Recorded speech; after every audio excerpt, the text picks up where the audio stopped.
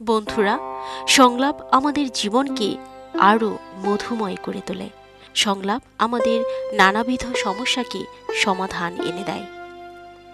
তাই এটি শুধু কথোপকথন নয়, এটি মানুষের হৃদয়ের সাথে হৃদয়ের সংযোগ স্থাপনের এক সেতু বন্ধন। একটি অর্থবহ সংলাপ গড়ে ওঠে কয়েকটি গুরুত্বপূর্ণ ভিত্তির উপর: বিশ্বাস, ধৈর্য ও সহমর্মিতা এবং দিক নির্দেশনা।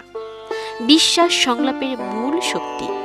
যখন দুজন মানুষ পরস্পরের প্রতি আস্থা রাখে, তখন তারা নির্ভয়ে নিজেদের ভাবনা, চিন্তা, অনুভূতি ও দ্বিধা প্রকাশ করতে পারে।